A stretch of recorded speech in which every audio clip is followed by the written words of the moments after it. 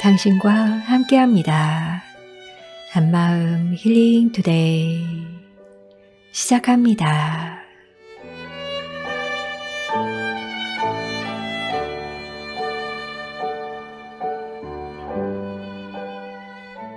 안녕하세요. 2022년 11월 9일 마음지기 전인교회입니다. 여기는 온누리교회 한마음 공동체의 찬양 방송입니다.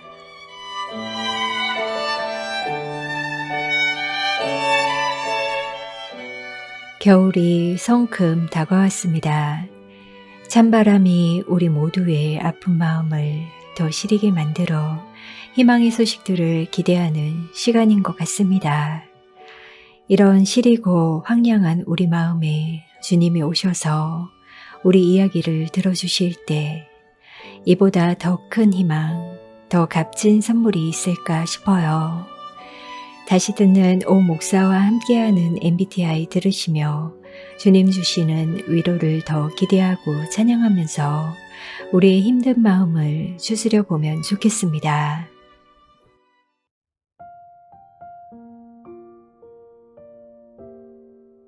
최근에 MBTI에 대한 정보들이 인터넷에 많이 나오는 것 같습니다. 그런데 그중 대부분이 어딘가에서 들었던 내용들을 퍼왔거나 정확한 정보가 아니어서 도리어 우리의 성격에 대해 오해하게 되는 경우도 많았죠. 힐토 시즌5에서는 이 분야 전문가시죠. 오은교 목사님이 오 목사와 함께하는 MBTI를 저희에게 들려주셨는데요. 성격 유형을 알면 나와 상대방을 좀 더 이해하고 더 사랑할 수 있게 되어 요즘 많은 분들이 관심을 가지는 것 같은데요. 목사님이 준비해 주셔서 더 기대가 됩니다. 오 목사님 나와주세요. 안녕하세요. 반갑습니다. 저는 오은교 목사입니다. 이번에 우리 한마음 또 힐링 투데이를 통해서 MBTI를 여러분들과 함께 나누는 시간을 갖고자 합니다. 그래서 오늘은 첫 시간으로 MBTI가 무엇인지 또 MBTI라는 검사가 왜 만들어지게 되었는지를 간단하게 살펴보고 또 MBTI의 4가지 척도에 대해서 오늘은 개론적으로 잠깐 살펴보는 시간을 갖도록 하겠습니다. 여러분 MBTI라고 많이 들어보셨죠? 요즘 참 많이 유행한다고 제가 들었는데요. 제가 MBTI 검사를 제가 배우고 또 MBTI 검사를 많은 분들에게 해주고 또 워크숍도 진행하고 이렇게 한 지가 벌써 20년 정도가 흐른 것 같아요. 근데 이 MBTI라는 것은 뭐냐면요. 융이라고 하는 심리학자가 만든 유형론을 가지고 마이어스하고 브릭스라고 하는 모녀가 만든 검사의 이름이에요. 그래서 MBTI라고 할 때 M과 B는 마이어스 브릭스의 첫 이름을 딴 거죠. M과 B, 마이어스라고 하는 딸, 그리고 브릭스라고 하는 엄마의 첫자를 따서 마이어스 브릭스 타입 인디케이터, 그래서 MBTI라고 부릅니다. 자, 그런데 이 MBTI 검사의 배경이 되는 이론이 뭐냐면 칼 구스타프 융이라고 하는 심리학자의 심리 유형론이에요. 융이라고 하는 심리학자 여러분 혹시 들어보셨습니까? 들어보신 분도 있고 뭐 들어본 것 같기도 하고 그렇죠. 근데 이 융이라고 하는 사람이 심리 유형론을 만들게 된 배경이 있어요. 여러분 심리학의 아버지라고 하는 사람이 있습니다. 누굴까요? 프로이드라고 하는 사람입니다. 많이 들어보셨을 거예요. 프로이드. 이 프로이드라고 하는 사람은 인간에게 무의식이 있다라는 것을 발견했어요. 제일 처음으로. 근데 물론 이 무의식이라는 걸 우리가 과학적으로 검증할 수는 없어요. 그렇죠? 인간의 마음을 과학으로 이렇게 탐색할 수가 없잖아요. 근데 어쨌든 프로이드는 많은 사람들을 상담하면서 인간의 마음속에 무의식이라는 게 있구나. 사람들이 의식하지 못하는 그러나 마음 깊숙한 곳에 묻어둔 어떤 의식이 따로 있구나, 이걸 발견했어요. 근데 프로이드에 따르면 인간은 어떤 욕구를 가지고 있느냐, 리비도 에너지를 충족시키고자 하는 욕구를 갖고 있다는 거예요. 리비도가 뭐냐면 성적인 욕구를 말해요. 그래서 인간은 태어나서 죽을 때까지 이 내면에 있는 성적인 욕망과 욕동을 잘 충족시키고자 하는 방향으로 삶을 살아간다는 거예요. 그런데 이 프로이드의 말에 어떤 사람들은 굉장히 공감하기도 하고 또 어떤 사람들은 말도 안 돼 이렇게 이야기한 거죠. 근데 그 중에 어느 날 융이라는 사람도 이 프로이드의 말에 굉장히 공감을 했어요. 융도 프로이드가 말한 것처럼 인간은 무의식을 가지고 있어. 그래서 이제 프로이드하고 융이 굉장히 친해지죠. 그래서 굉장히 친해져서 같이 학회 활동도 하고 국제적인 정신분석 학회도 만들고 이렇게 두 사람이 굉장히 친해졌어요. 그런데 이제 융도 계속 연구를 하다 보니까 프로이드가 말한 것처럼 인간이 꼭 성적인 욕구만을 충족시키고자 살아가는가? 융이 보니까 그게 아닌 거예요.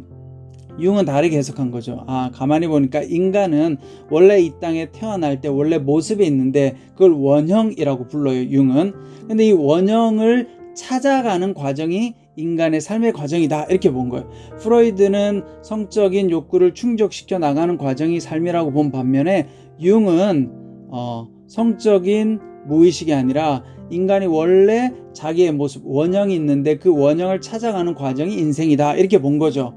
그래서 사실 융을 많은 크리스찬들이 좋아합니다. 왜냐하면 융의 이론이 굉장히 기독교적이에요. 하나님께서 우리 각자에게 소명을 주셨는데 우리가 그 소명을 발견하고 그래서 우리가 소명을 점점 알아가면서 그 소명대로 살아가는 것이 가장 하나님 안에서 복되고 행복하다. 이게 기독교적인 원리잖아요. 그러니까 많은 크리스찬들이 이제 융을 좋아합니다. 어쨌든 이 융이 프로이드하고 다른 이론을 펼치자 결국 어떻게 되느냐? 프로이드하고 융하고 서로 심하게 다툽니다. 그리고 싸워서 헤어지죠. 이때 융이 큰 충격을 받습니다. 왜냐하면 굉장히 좋아했던 사이였거든요. 여러분들도 주변에 굉장히 좋아하는 사람과 어느 날 크게 다투고 인연을 끊어버리면 어떤 마음이 들겠어요? 마음이 아프겠죠. 그래서 이 융이 고민을 합니다. 도대체 나는 왜 프로이드와 이렇게 다투게 됐을까? 고민을 하다 보니까 나와 프로이드의 생각이 다른 부분들이 있구나. 여러 가지 심리적인 기능이 달라서 우리가 싸웠구나. 그러니까 서로가 문제가 있거나 잘못이 있어가 아니라 틀려서가 아니라 우리가 생각하는 방식이 다르구나. 세상을 대하는 태도가 다르구나. 이걸 융이 발견하게 됩니다. 그리고 나서 융이 심리 유형론을 만들어요. 이제 아까 말했던 이 마이어스와 브릭스는 이 융의 심리 유형론을 바탕으로 해서 인간의 성격을 탐색하는 도구를 만드는데 그것이 바로 MBTI라고 하는 도구입니다. 자, 오늘은 MBTI가 왜 생겨났는지에 대해서 나누었는데요. 네, 여러분 조금 이해가 되시죠? 다음 시간에는 이 MBTI의 4가지 척도에 대해서 한번 나눠보도록 하겠습니다. 그리고 MBTI를 하면서 나중에는 이 MBTI를 통해서 우리가 어떻게 하나님을 더 알아갈 수 있는지, 각 성향별로 어떻게 하나님을 인식할 수 있는지에 대해서도 제가 여러분들과 나누는 시간을 갖도록 하겠습니다. 오늘 지금 이 시간 여러분 또 MBTI에 대해서 잘 들어주셔서 감사합니다. 다음 주에 뵙도록 하겠습니다. 감사합니다. 목사님, 사람마다 생각하는 방식이 다른 거니까 누구도 틀리지 않았던 건데 왜 그렇게 정죄하며 싸우나 모르겠어요. MBTI가 어떻게 생겨났는지 알게 되니 참 재미있어요. 융과 프로이트가 갈라섰기에 MBTI가 생겨나고 그 덕분에 저희는 상대를 이해할 수 있는 방식들을 배울 수 있고 또 목사님을 통해 그 성향별로 하나님을 어떻게 인식할 수 있는지도 배울 수 있다니 참 감사하다 싶어요. 그리고 정말 이해하기 쉽게 설명해 주셔서 다음 시간도 너무 기대가 됩니다. 목사님, 감사드려요. 시즌5 목사님과 MBTI 함께하면서 좀 더 자신을 사랑할 수 있는 시간이 되면 좋겠습니다. 내 모습 이대로 내 연약함까지 사랑하시는 주님을 떠올리면서요. 가수 범기가 찬양합니다. 내 모습 이대로.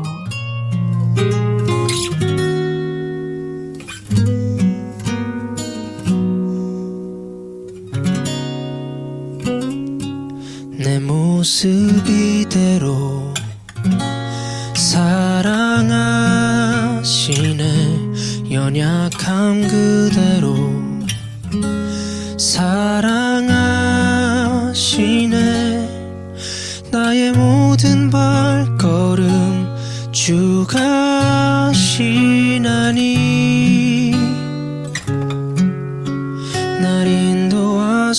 하소서 내 모습 이대로 사랑하시네 연약함 그대로 사랑하시네 나의 모든 발걸음 주가 하시나니 날 인도하소서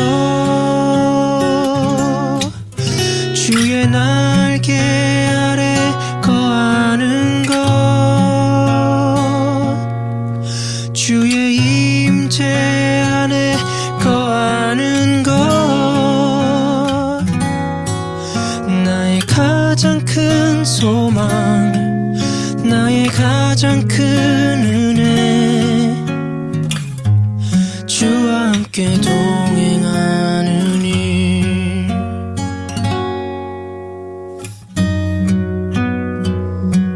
내 모습 이대로 사랑하시네 연약함 그대로 사랑하시네 나의 모든 발걸음 주가 하시나니 날 인도하소서 주의 날개 아래 거하는 것 주의 임재 안에 거하는 것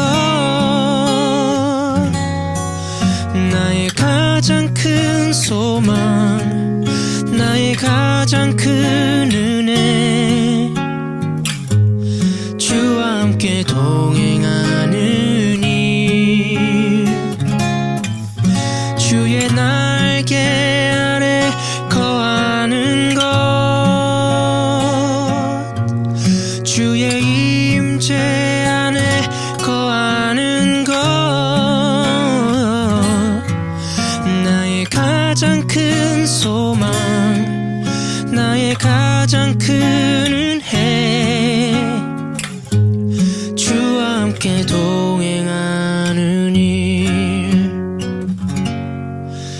나의 가장 큰 소망 나의 가장 큰 은혜 주와 함께 동행하느니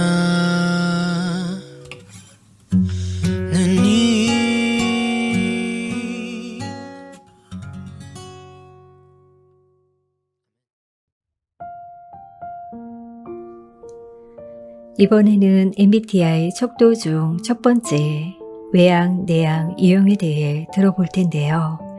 좀 더 나와 상대방을 사랑할 수 있길 기대하며 오 목사님 만나볼게요. 오 목사님 나와주세요. 안녕하세요. 한마음 힐링 투데이 애청자 여러분 반갑습니다. 네, 제가 지난주 MBTI의 이론적 배경이 되는 우리 융의 심리 유형론에 대해서 제가 설명했는데요. 간단하게 이야기해보자면 융이라고 하는 심리학자가 프로이드와 굉장히 가까웠는데 프로이드하고 이별하면서 융이 왜 내가 프로이드하고 헤어지게 되었을까를 곰곰이 생각하다가 우리 둘 다 문제가 있어서가 아니라 서로 성격 유형이 달라서 그렇구나 그렇게 생각하면서 이제 융이 심리 유형론을 만들었다고 이야기했죠.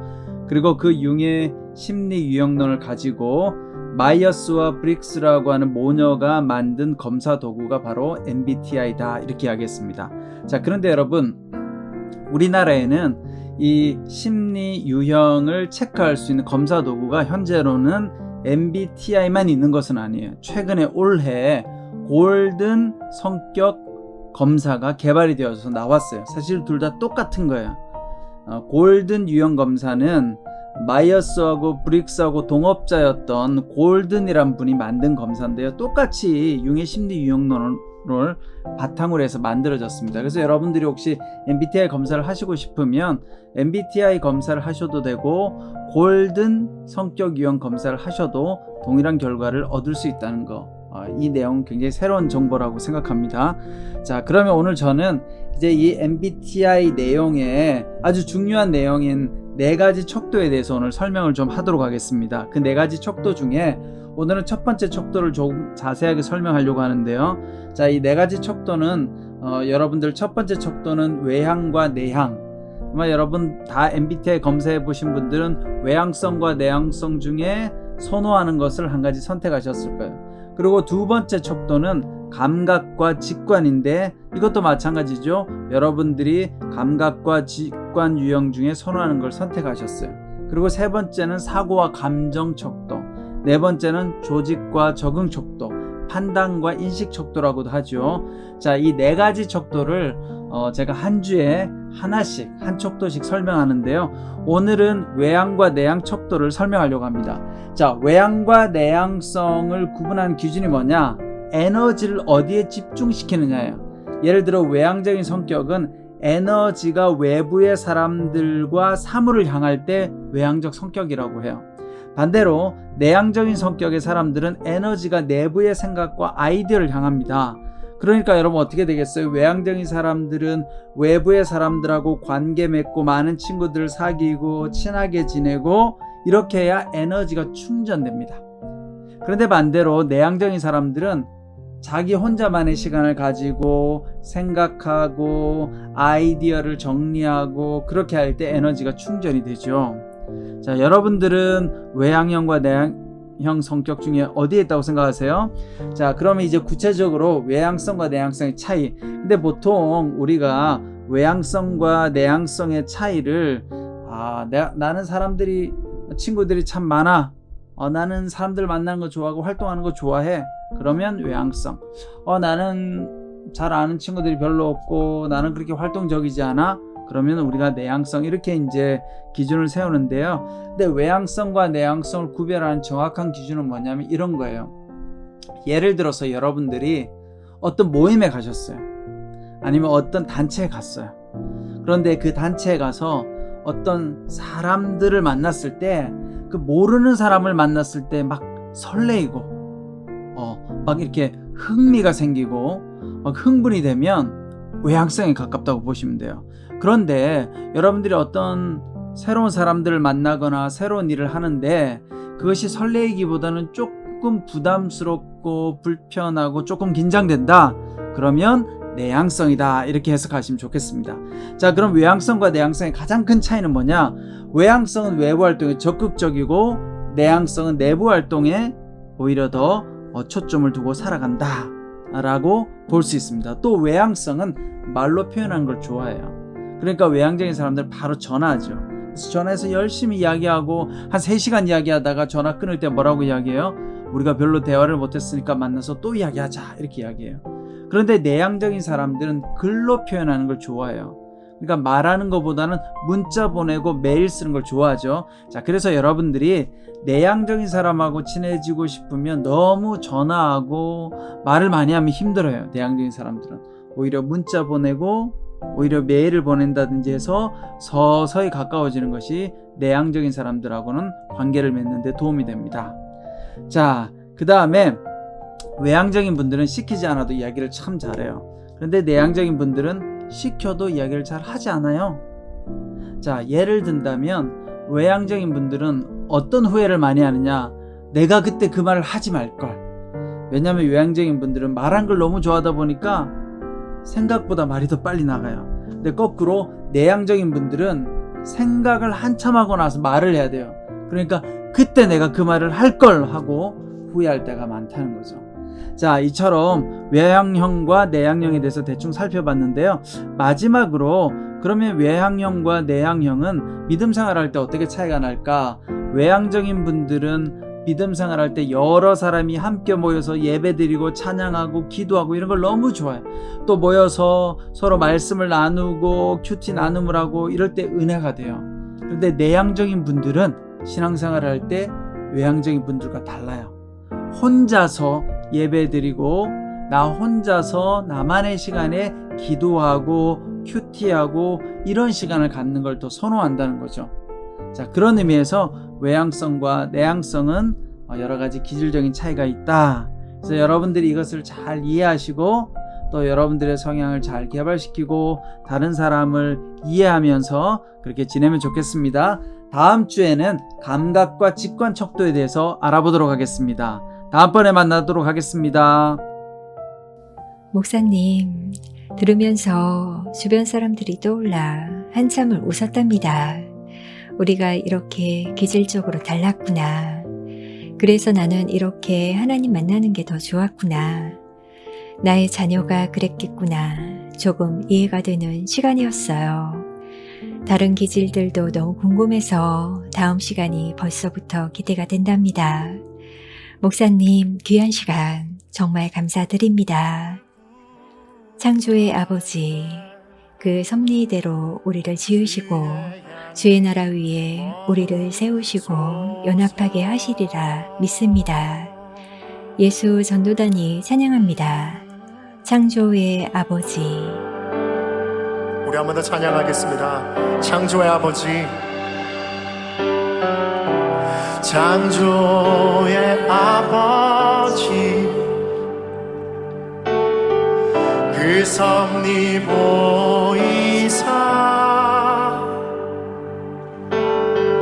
택하신 세대 일으키어 이 땅을 고치소서.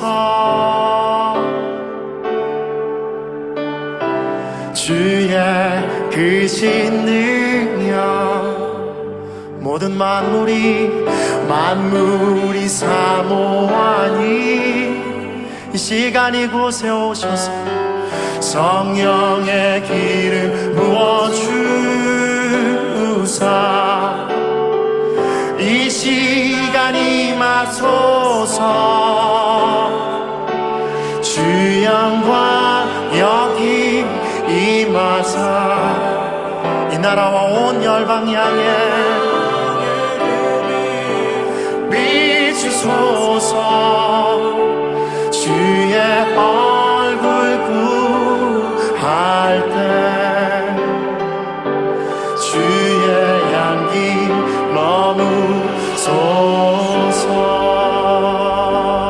머무소서. 열방의 통치자, 열방의 통치자,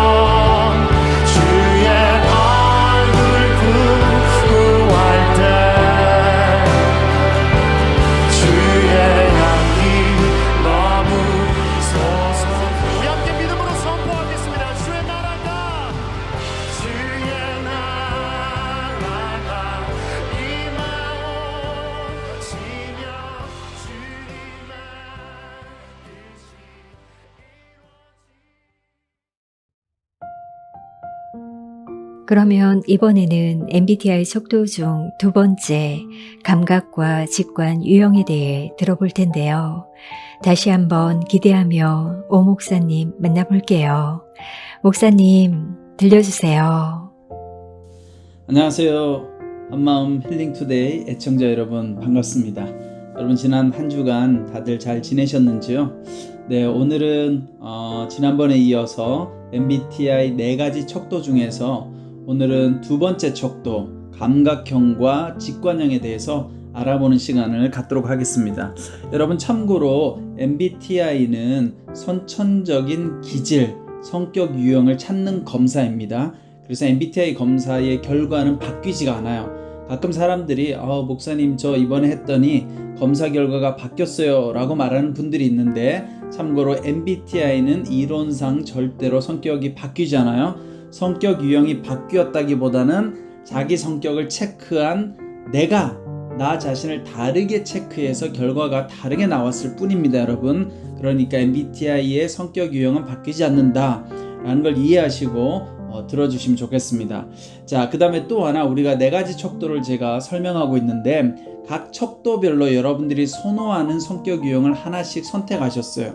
자, 이 말은 무슨 의미냐면 여러분들이 2가지 유형 중에 한 가지만 있는 것이 아니라, 예를 들면 감각과 직관형 이 척도 중에 여러분들은 선호하는 유형을 하나를 선택합니다. 그런데 그 한 가지만 사용하는 것이 아니라 다른 한 가지도 여러분들이 생활할 때 쓰세요. 근데 우리가 선호 유형이라고 이야기하죠. 그러니까 뭐냐면 2가지 기능 중에 한 가지를 더 많이 내가 사용하고 선호한다, 이런 개념이에요. 그러니까 여러분들이 감각과 직관 척도에 있어서 어떤 사람은 감각 기능을 많이 쓰고 어떤 사람은 직관 기능을 많이 쓰는데, 하나를 더 선호하기 때문에 감각 유형이다 이렇게 부르는 겁니다. 자, 이 두 번째 척도, 지난번 첫 번째 척도는 외향과 내향 척도였다면 두 번째 척도는 정보를 어떻게 받아들이고 인식하느냐예요. 예를 들면 감각 유형은 정보를 오감을 통해서 받아들이는 사람이에요. 시각, 청각, 촉각, 후각, 미각. 자, 이런 것들을 통해서 정보를 얻으니까 감각 유형은 어떤 사람이에요? 현재가 중요하겠죠.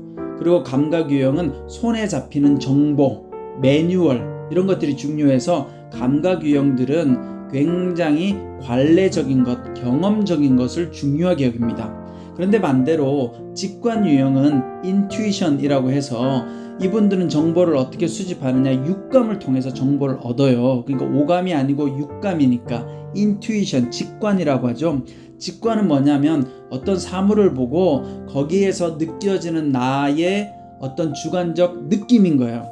그러니까 예를 들어서 여러분들이 어떤 사람을 만났을 때 나 저 사람하고 친구하고 싶어. 그러면 감각 유형은 그 사람의 외모, 그 사람의 목소리, 뭐 여러 가지 그 사람의 향수, 냄새 이런 걸 통해서 신뢰를 확보하지만, 직관형은 그냥 그 사람을 만났을 때 드는 느낌, 왠지 모르게 오늘 내가 이 사람을 만나보니까 괜찮은 것 같아, 혹은 이유도 없는데 왠지 모르게 이 사람은 아닌 것 같아, 이제 이렇게 결정하면 직관형인 거예요. 그래서 참고로 감각형들은 현실을 있는 그대로 봐요.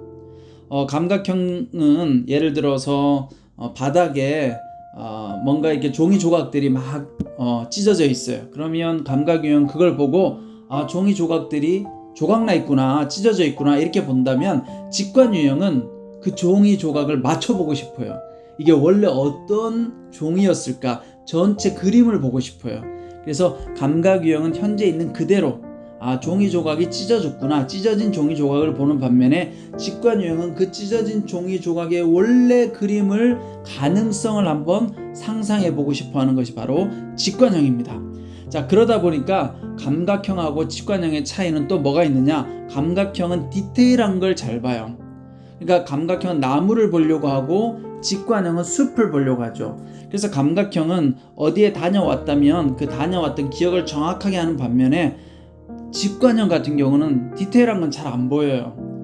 그래서 전체적인 개념과 그림을 파악하고자 하기 때문에 두 사람이 좀 다르죠. 그래서 이제 감각형하고 직관형이 대화를 하면 어떤 차이점이 있느냐, 감각형은 정보를 주고받기 원해요.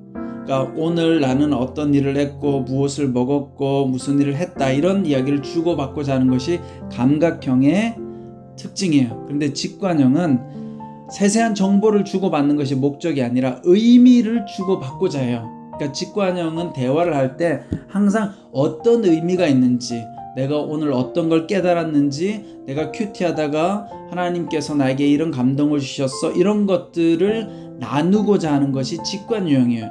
그러니까 두 사람이 인식하고 원하는 정보가 참 다르죠. 예를 든다면 여러분 예전에 우리가 싸이월드라는 게 있었죠. 그 싸이월드 홈페이지에 보면 위에다가 이렇게 문구를 하나씩 다 적습니다. 제목같이. 근데 예를 들어서 어떤 분이 이렇게 적어놨어요. 문구를 심장이 흘러 하늘에 흩어지다 이렇게 써놓으니까 감각형은 이걸 보고 어떤 생각이 들겠어요? 아, 심장이 어떻게 흘러가지고 하늘에 흩어지지? 막 혼자서 생각하는 거죠. 하트가 하늘나라로 날아가? 아, 이게 어떻게 가능하지? 이런 생각을 하는데 직관형은요, 심장이 흘러 하늘에 흩어지다 라는 단어를 딱 듣는 순간 이런 느낌을 갖습니다. 아, 뭔가 가슴이 아파온다. 이 사람 뭔가 힘든 일이 있었겠구나 이렇게 느껴지는 거죠. 그러니까 직관형은 전체의 느낌을 파악하고 감각형은 단어 그대로를 그냥 받아들이는 거예요. 여러분 심장이 흘러 하늘에 흩어지다 라고 써놓은 분의 이 표현의 원래 뜻은 뭐냐면요, 나 실현당해서 마음이 아파 이런 뜻이에요. 그러니까 감각형과 직관형이 사물을 보고 정보를 인식하고 또 그것을 해석하는 게 너무나 다르다라는 거. 자, 그래서 이제 조금 마무리를 해보자면 여러분 감각형은 하나님을 어떻게 만나느냐? 감각형은 경험을 해야 하나님을 만날 수 있어요. 그러니까 하나님을 내 삶 가운데서 하나님 앞에 기도했어요. 그런데 그 기도가 이루어졌어요. 하나님, 내가 아픈데 건강하게 해주세요. 하나님, 다음 주에 회사에 승진 시험이 있는데 승진할 수 있게 해주세요 하고 기도를 했는데 그 기도가 이루어졌어요. 그러면 감각형은 경험을 통해서 하나님을 만나요.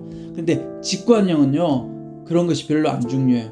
직관형은 일출을 보면서 아, 저렇게 태양이 떠오르는 걸 통해서 믿음이라는 것도 어두움에서 빛으로 생겨나는 것이구나 이렇게 깨닫는 거죠. 순간 찰나에 직관형은 하나님의 임재를 경험합니다. 그래서 직관형들은 찬양하다가 순간 임하시는 하나님을 경험한다고 해요. 그러니까 직관형은 보이지 않는 것에서 정보를 인식하고 또 미래 가능성을 중요하게 여기는 반면에 감각형은 경험하고 보이는 것들, 구체적인 것에서 정보를 얻고 믿음 생활도 할 수 있는 거예요.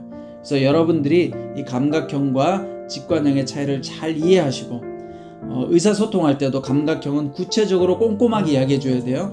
직관형은 개념, 의미를 자꾸 설명해 줘야 직관형이 이해가 되는 거예요. 신앙생활도 마찬가지겠죠. 감각형은 실질적으로 체험하고 경험할 때 하나님을 만나고, 직관형은 어떨 때 하나님을 만나요? 직관형은 삶의 순간순간 의미를 통해서 하나님을 경험하고 만난다라는 것입니다. 자, 더 많이 설명해야 되겠지만 시간이 얼마 되지 않기 때문에 오늘은 여기에서 마치도록 하겠습니다. 여러분들 모두가 또 MBTI를 통해서 나를 이해하고 타인을 이해하는데 또 그리고 하나님을 만나는 데 있어서 여러분 많은 도움이 되시기를 바랍니다. 감사합니다. 다음에 또 만나도록 하겠습니다. 목사님, 귀한 시간 감사드려요. 구체적인 예를 들으니 더 재미있고 이해가 되는 것 같아요. 감각형과 직관형이 하나님 만날 때도 이렇게 다르네요. 이런 저희들이 교회를 이뤄가는 것이 정말 주의 은혜인 것 같습니다. 다름을 인정하고 받아들일 수 있을 때 예수님의 성품을 조금 더 닮아가지 않을까 기대해 봅니다. 그래서 하나님의 꿈이 우리의 비전이 되고 예수님의 성품을 더 닮아가고 성령님의 권능을 힘입어 또 하루 살아갈 수 있길 소망하고 기도합니다. 피어워십이 찬양합니다. 원하고 바라고 기도합니다. 이 세상을 살아가는 동안에 나의 힘을 의지할 수 없으니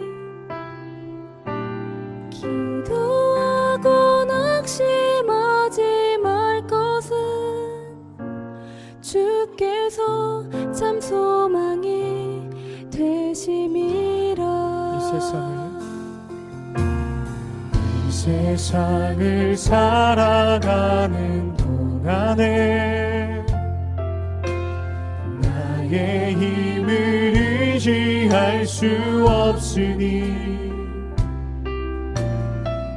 기도하고 낙심하지 말 것을 주께서 참 소망이 되심이라. 하나님의 꿈이 나의 비전이 되고 예수님의 성품이 나의 인격이 되고 성령님의 권능이 나의 능력이 되길 원하고 바라고 기도합니다. 주의 길을 걸어가는 동안에 주의 길을 걸어가는 동안에 세상에 거두지할 수 없으니 사하고 낙심하지 말 것을 주께서 참 기쁨이 되심이. 한 번 더 고백합니다. 주의 길을 걸어가는 동안에 주의 길을 걸어가는 동안에 세상에 거두지할 수 없으니 감사하고 낙심하지 말 것을 주께서 참 기쁨이 되심이. 아멘. 하나님의 꿈이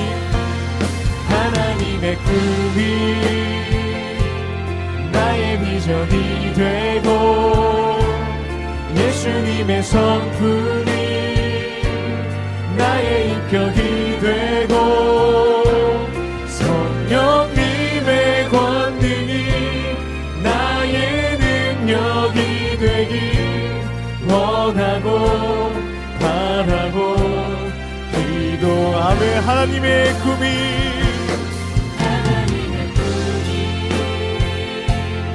나의 비전이 되고 예수님의 성품이 나의 인격이 되고 성령님의 권능이 나의 능력이 되길 원하고 바라고.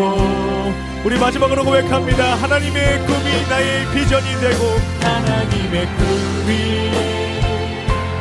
나의 비전이 되고 예수님의 성품이 나의 인격이 되고 성령님의 권능이 나의 능력이 되길 원하고 바라고 기도합니다. 원하고 바라고 기도합니다. 아멘. 아멘. 할렐루야. 아멘.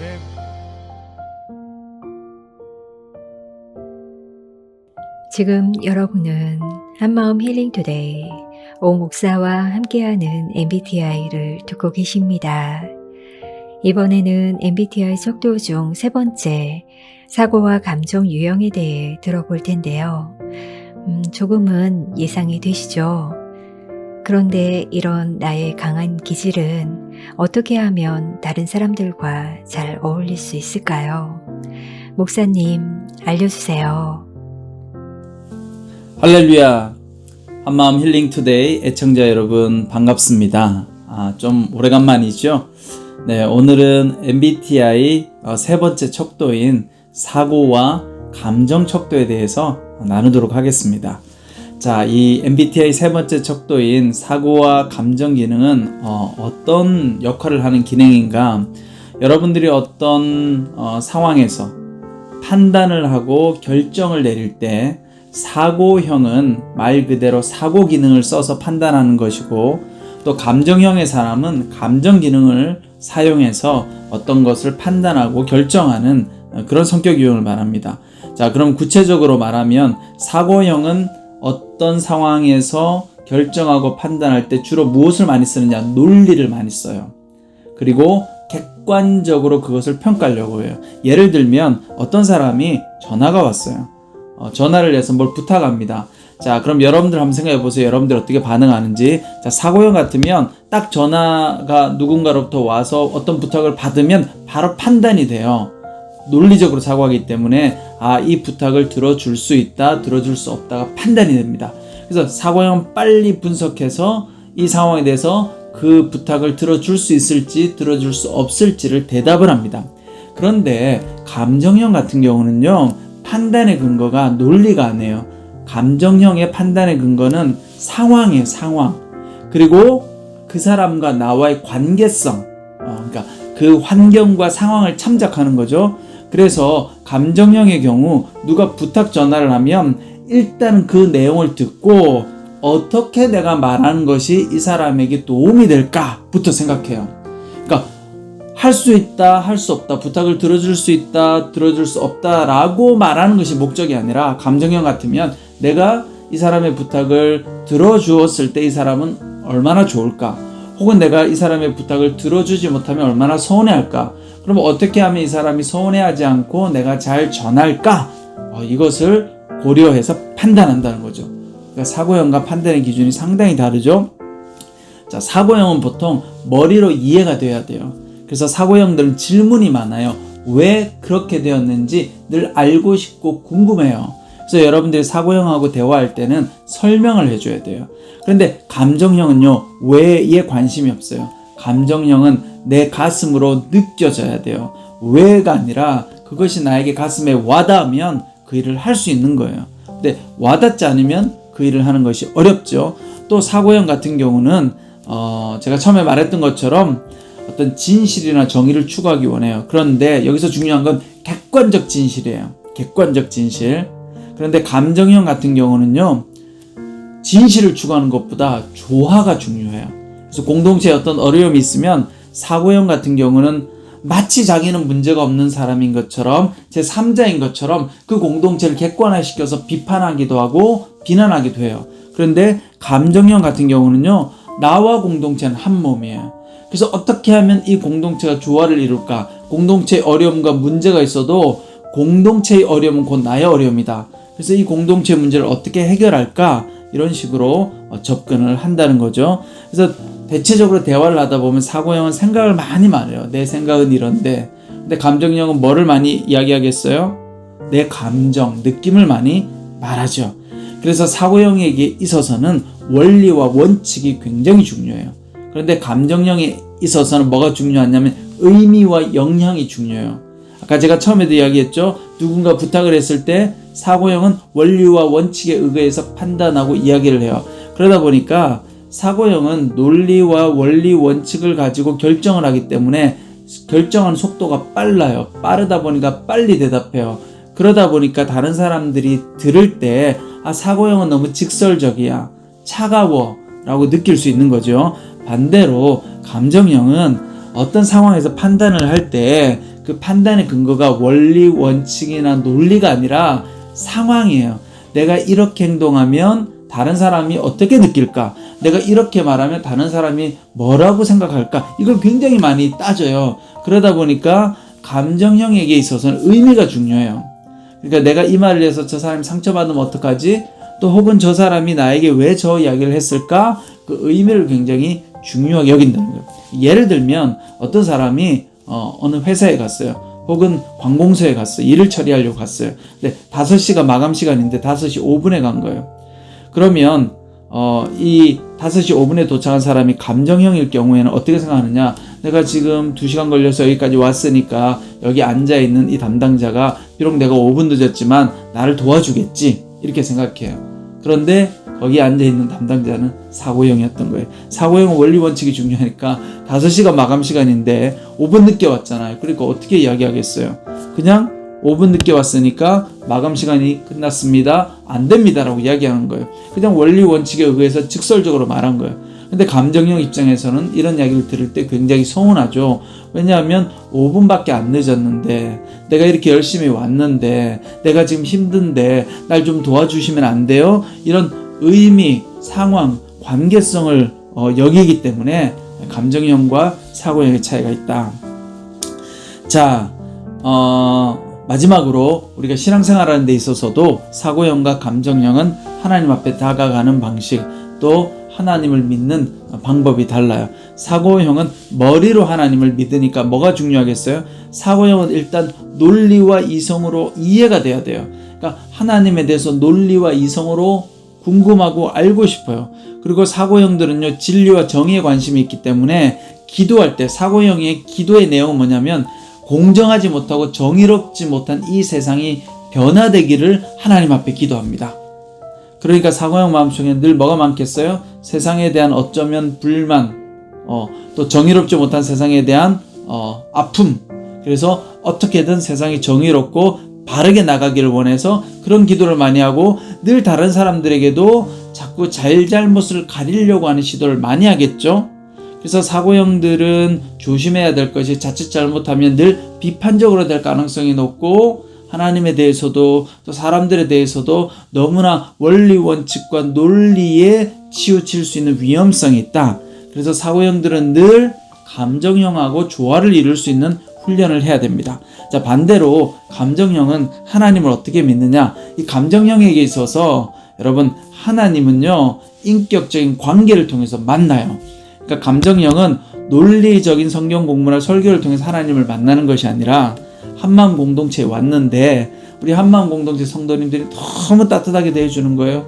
그러면 어떻게 느끼느냐? 아, 여기는 정말 하나님이 계시는구나. 그러니까 하나님의 말씀이 나한테 따뜻하게 다가와야 하나님을 경험할 수 있는 거예요. 그래서 감정형들은 기도할 때 주로 어떤 기도를 많이 하느냐? 우리 공동체의 필요를 위해서, 어떻게 하면 내가 하나님 나라를 위해서 봉사할 수 있을까? 이런 기도를 많이 해요. 무엇이 잘못되었습니다, 바르게 해주세요, 이런 기도보다는요, 하나님, 우리 공동체가 서로 화합하게 해주십시오. 하나님, 내가 우리 공동체에 어떤 봉사를 하면 좋을까요? 이런 것들을 많이 기도합니다. 자, 마무리하고 정리하자면, 우리 사고형 여러분들은 너무 원리, 원칙, 논리에만 빠지지 마시고 다른 사람의 감정도 고려하는 것, 세상의 절반은 원리와 원칙으로 결정하지 않고 상대방의 마음을 고려하는 것으로 결정하기도 한다는 것을 유념하면 좋을 것 같아요. 또 감정형 여러분들은 상대방의 감정을 너무 고려하느라 때로는 원리 원칙이나 분명한 기준을 놓치고 우리가 서운해할 때가 많아요. 그래서 우리 감정형 여러분들은 너무 내 마음이 좋으냐 나쁘냐, 저 사람이 상처받느냐 안 상처받느냐, 거기에만 매몰돼 있지 말고 좀 객관화해서, 아, 이런 부분은 나도 잘못이 있구나, 또 원리 원칙에 의해서, 규칙에 의해서 이런 부분은 내가 받아들여야 되겠구나, 이런 생각을 하게 되면 좀 더 타인을 이해하고 또 나 자신을 이해하는 시간이 되리라고 봅니다. 자, 오늘은 사고 감정 살펴보았고요. 다음번에는 우리 JP 판단과 인식, 판단형과 인식형에 대해서 살펴보도록 하겠습니다. 여러분, 한 주간 잘 지내시고요. 다음번에 만나도록 하겠습니다. 목사님, 우리 기질에 따라 기도의 내용이 이렇게 다를 수 있구나 알게 되니 형제 자매들을 더 이해하게 되는 것 같아요. 듣는 동안 어머, 제가 딱 그래요, 저 이야기예요, 이러면서 들었는데, 우리의 이런 기질을 우리의 만족과 유익을 위해서가 아닌 하나님 나라를 위해 사용하는 삶이 되길 더 소망하게 되었답니다.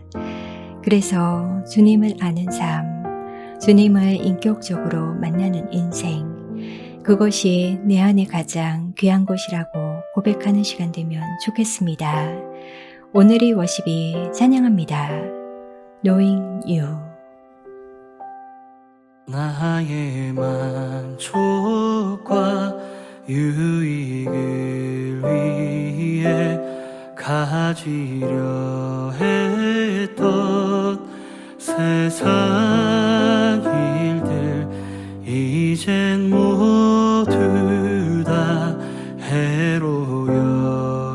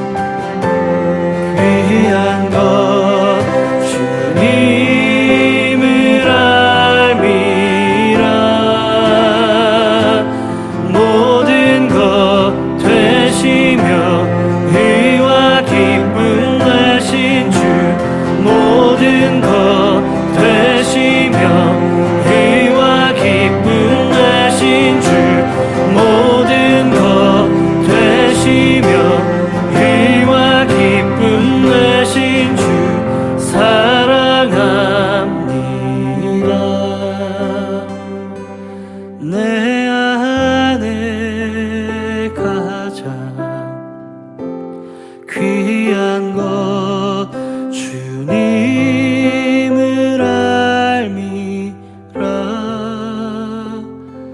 모든 것 되시며 의와 기쁨 되신 주 사랑합니다.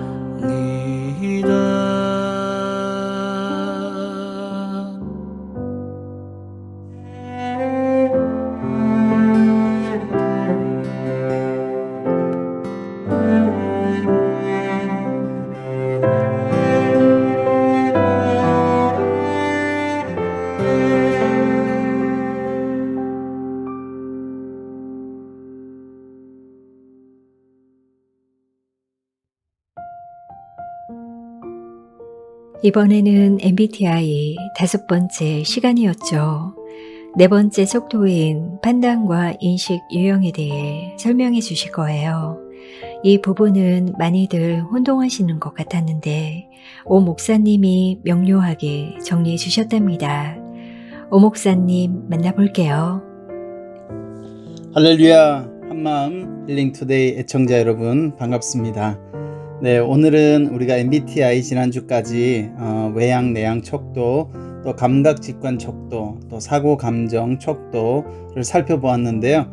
이제 오늘은 MBTI 4가지 척도 중에 마지막 척도인 판단과 인식 척도에 대해서 한번 살펴보도록 하겠습니다.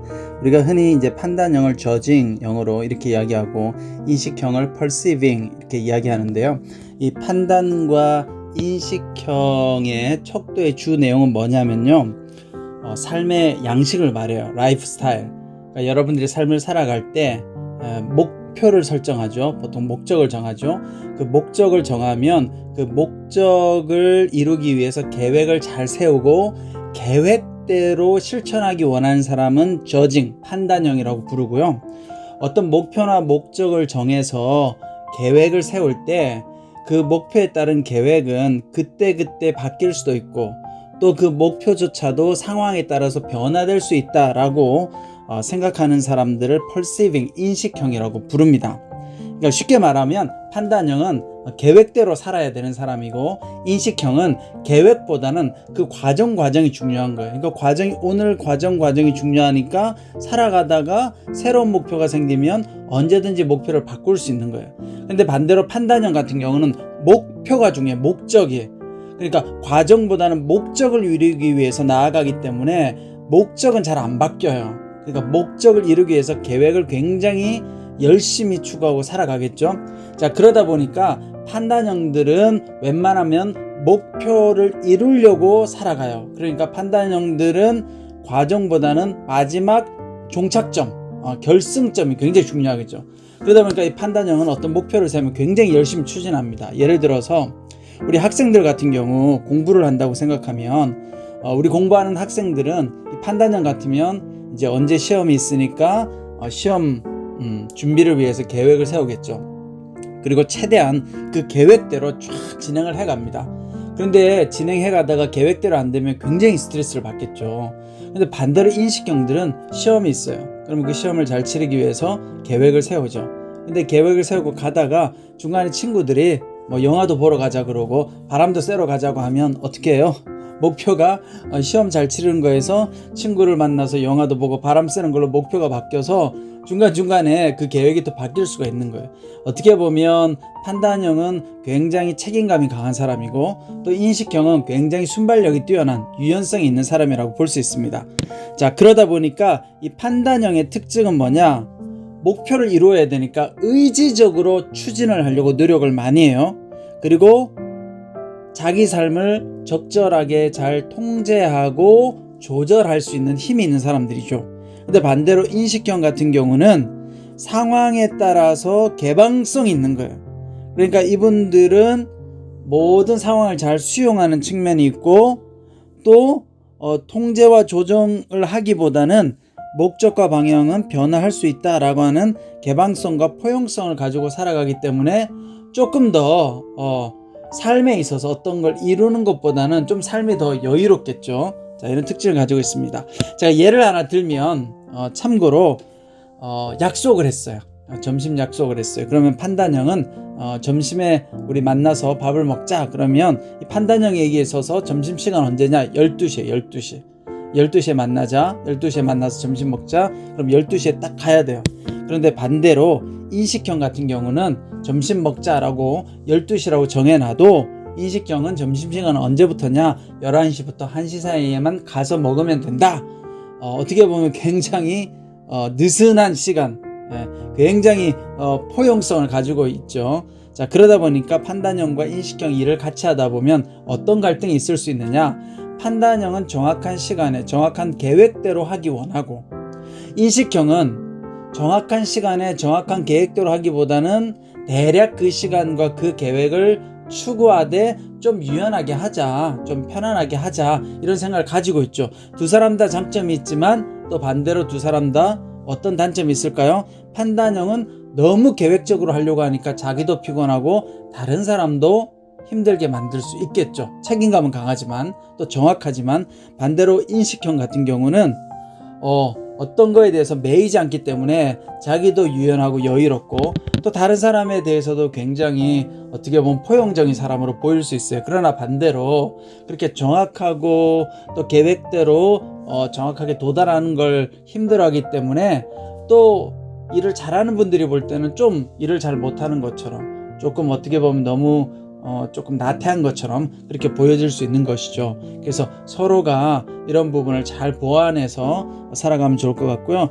마지막으로 신앙생활도 마찬가지예요. 신앙생활 할 때 판단형은요, 어떤 계획적인 틀 안에서 믿음 생활을 하면 굉장히 안정감을 느껴요. 예를 들면 교회에서 6주짜리 세무라 프로그램이 있다, 혹은 JDS 프로그램이 있다, 내적 치유 4주 동안 내적 치유를 한다.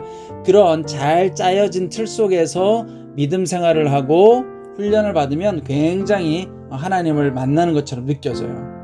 성경 읽기, 어떤 교재나 진도표를 갖다 놓고 하면 굉장히 이 판단형들은 믿음 생활하는데 도움을 받습니다. 근데 반대로 인식형들은 이런 틀을 다 갖춰놓고, 자, 4주 동안 참여해야 됩니다. 6주 동안 이 모임에 참여해서 이런 과제물을 하고 숙제를 해야 됩니다. 그러면 인식형들은 믿음 생활하는 게 힘들어요. 그래서 인식형들은 의외의 시간에, 예를 들어서 그냥 우연찮게 수요 예배를 갔다가, 우연찮게 새벽 예배를 갔다가, 우연찮게 집에서 스마트폰으로 유튜브를 보다가 은혜를 받을 수 있는 거예요. 그러니까 인식형은 우연한 상황에 하나님의 은혜를 경험할 수 있기도 해요. 판단형은 우연한 상황보다는 잘 짜여진 계획 하에서 믿음의 영적 훈련을 할 때 은혜를 크게 받습니다. 그래서 여러분들이 각자의 유형을 잘 이해하고 또 그 유형에 맞게 여러분들의 삶을 살아가고 믿음 생활도 하시되, 나와 다른 유형, 판단형 입장에서는 인식형에 대해서는 조금 더 여유로운 눈으로 바라보고, 또 인식형은 판단형에 대해서 어떻게 바라봐야 되겠어요? 저 사람들하고 만날 때 내가 좀 더 정확하게 약속이나 시간을 맞추는 것이 중요하구나. 이렇게 서로 맞추다 보면 훨씬 더 서로가 잘 이해하고 그렇게 살아갈 수 있겠죠. 자, 오늘 이 시간은 MBTI의 마지막 지표인 척도인 J 판단형과 또 P 인식형에 대해서 알아보았습니다. 목사님, 저희들이 이렇게 달라서 상대방을 오해했구나, 판단했구나, 그런 생각이 들었답니다. 참 불완전한 존재죠. 그래서 주님이 우리 안에 계셔야 우리의 영도 살고 상대방도 세워줄 수 있는 것 같습니다. 피아워십이 찬양합니다. 언제나 내 모습. 언제나 내 모습 너무나 부끄러워 무릎으로 주님께 기도로 가오니 나 홀로 서 있는 죽은 내 영 깨우사 주님만 나를 세워 내 영 살게 하소서. 주님 내 안에 주님 내 안에 내 안에 계시고 주님 내 안에 주님 내 안에 나를 세워주소서.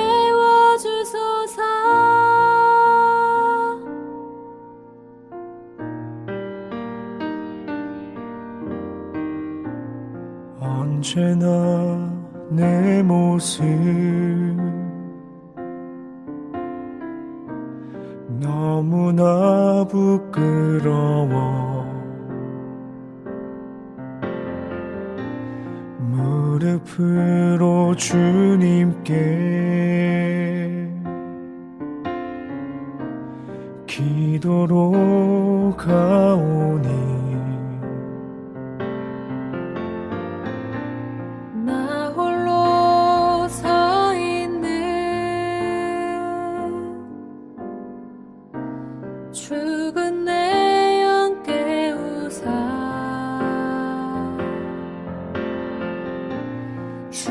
주님만 나를 세워 내 영 살게 하소서. 주님 내 안에 주님 내 안에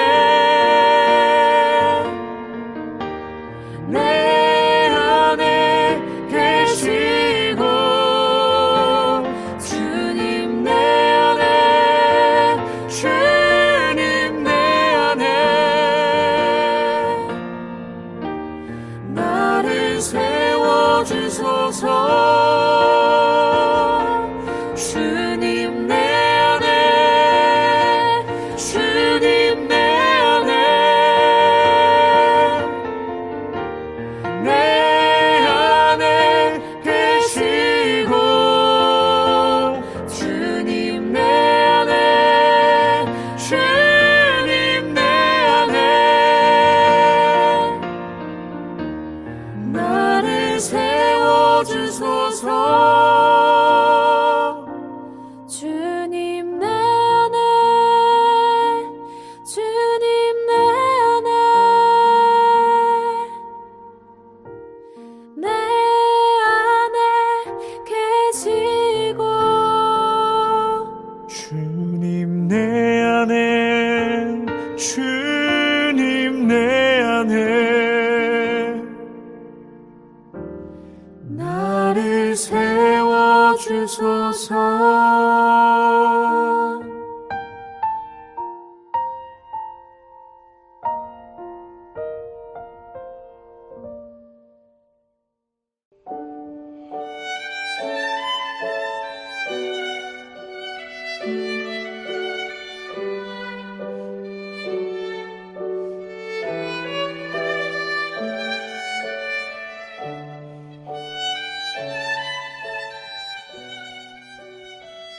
(11월 9일) 한마음 힐링 투데이, 다시 듣는 오 목사와 함께하는 MBTI로 함께하셨습니다. 10월 19일 방송에서는 MBTI 특집으로 오 목사님께서 16가지 유형에 대해 총정리를 해주셨어요. 그 방송을 다시 들어보는 것도 저에게 유익하겠죠. 아래 더보기란에서 링크를 확인하실 수 있습니다. 다음 주에는 윤신혁 전도사님의 다시 듣는 성경 속 힐링 메시지로 여러분을 찾아뵙겠습니다. 저희의 다름이 건강한 공동체, 건강한 교회를 세워나가는 것에 잘 쓰여지길 기도하며 건강한 한 주 보내세요. 한마음 힐링 투데이, 마음지기 전윤경이었습니다. 평안한 밤 되세요.